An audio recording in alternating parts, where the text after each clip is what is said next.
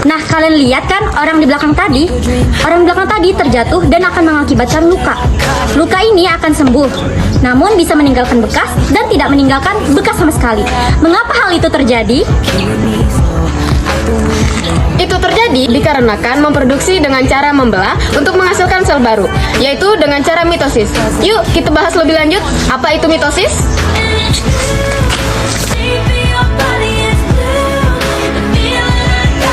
Mitosis adalah proses pembelahan sel yang menghasilkan dua sel anakan yang bersifat identik dengan induknya.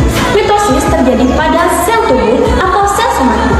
Contohnya, penyusun akar rambut, kulit, dan semua sel tubuh kecuali sel kelamin. Tujuan pembelahan mitosis yaitu untuk pertumbuhan dan perkembangan pada tubuh, regenerasi dan perbaikan sel-sel tubuh yang rusak ketika terjadi luka seperti di awal video tadi. Jadi, sel-sel anakan yang dihasilkan akan membelah lagi dan menjalankan suatu siklus yang berulang yang disebut dengan siklus sel. Baiklah, di sini kami akan menjelaskan proses mitosis. Fase 1. Di sini terlihat inti sel. Dan di dalamnya ada serabut berwarna biru. Itu namanya kromatin. Serabut kromatin ini mulai memadat menjadi kromosom. Sentriol yang ada di tepi mulai bergerak ke arah berlawanan dan mulai membentuk benang spindel. Fase 2. Sekarang kromatin sudah benar-benar berubah jadi kromosom yang tampak tebal dan jelas. Nukleusnya sudah hilang dan membran inti mulai pecah. Kromosom tampak acak di tengah karena sebentar lagi akan bergerak. Prometafase. Membran inti sudah hilang seluruhnya. Kromosom yang berbentuk seperti huruf X ini mulai menempel pada benang spindel. Lewat bagian tengahnya yang disebut kinetokor, benang spindel siap menarik kromosom ke tengah sel. Sekarang turun ke bawah sini metafase. Di bagian ini semua kromosom tersusun rapi di garis tengah sel. Nah, posisi ini disebut bidang metafase. Kromosom dipegang oleh benang spindel dari dua kutub yang berlawanan. Lanjut ke anafase.